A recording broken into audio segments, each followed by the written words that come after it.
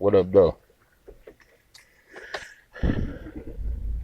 I'm making this video as a precursor to my mission and what has been my mission since my arrival on YouTube several years ago. When my god brother started his movement on YouTube, I was sort of on the fence.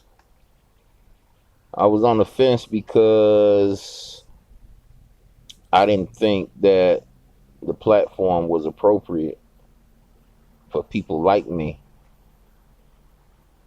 And some years passed. I turned to my brother channel, Vic Damone. Turned to my god brother channel to be entertained and get a few laughs, maybe agitate a few people, what have you. But when I stepped on the platform, I noticed that, a lot of things that I do in real life is non-existent. For instance, uh, I love roasting people. If the individual know what he or her is doing, I don't have a problem with being roasted. You know what I do? When somebody roasts the hell out of me and it's funny, I don't get mad and want to hurt nobody. I simply laugh.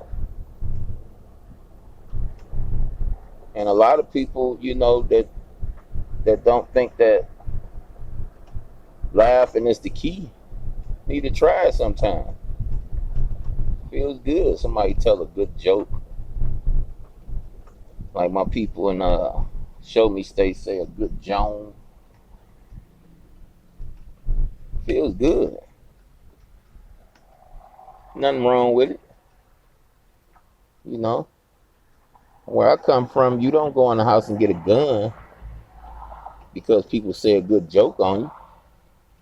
You don't beat up their kinfolks because you're on a person having a little, a little spat.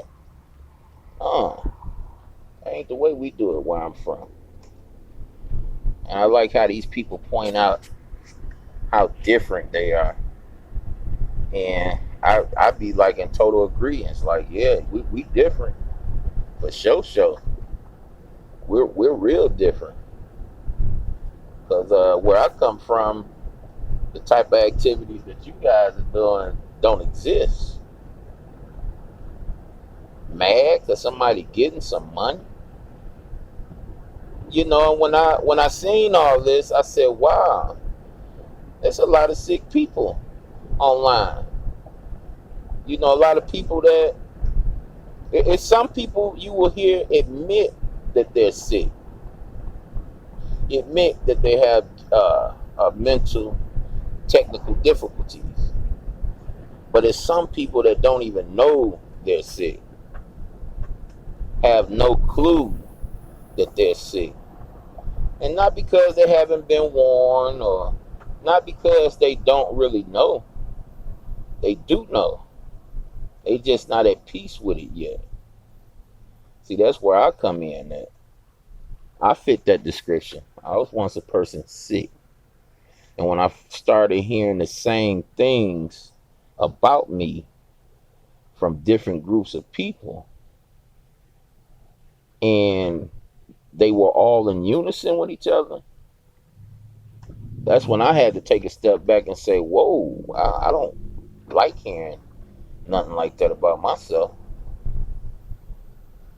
Figure out how to get that curse up off me. I don't like hearing that.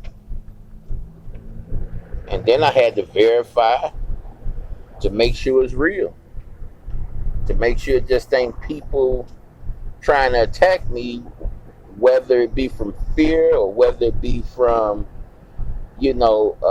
fear of speaking up to me or fear going against me. And, when I did the background check, everything checked out. I either was going to be in denial or I was going to stand in my own shit. And I chose the latter. One thing you learn about AA, which was something I had to participate in to make myself a better person, though I wasn't an alcoholic. And if I was, I wouldn't have no problem with telling you. But I participated in AA, and one of the first steps, or should I say the first step, to getting help is admitting that you need help. Admitting that you're helpless of helping yourself, so that you can rely on a higher power to pull you through, to pull you to. And you may say, hey, I don't believe in God. Well, the higher power is the group of men or women, or group of men and women. That would be your higher power, because it's a lot more than just you. And like I said, the first thing you learn is you have to admit that you need help. And that admitting is one of the most powerful first steps you can take, because you're no longer in denial. You're no longer pretending to be in denial. It like actually is what it is, and you trying to figure out how to get better, or say, hey, fuck the world, I'm gonna do what I want to do. You know. So my purpose, because a lot of people not aware that they're being possessed. A lot of people are aware, but a lot of people don't know. And the one thing you can do is like what you see in the movies. The one thing you do is put a mirror in front of the vampire to show everybody else in the room, including the vampire himself that's in denial, is that this person don't really exist. This is an entity. This ain't nothing physical. And when you put that mirror in front of oneself, like I had to do to myself, and I explain how I do that periodically, they're able to make a conscientious decision whether to maintain and still roll with that beast, or step higher, or be better, or do better. It's a choice. But if a person don't understand what type of psychological raping being done to them, him or them or her, then they would unnecessarily need help, because they don't feel like they need help. So bottom line is the show. And you not liking me, those that don't, because of the company I keep, well, my master went through the same thing when he walked the earth. I didn't like the company he keep. He kept, I'm sorry.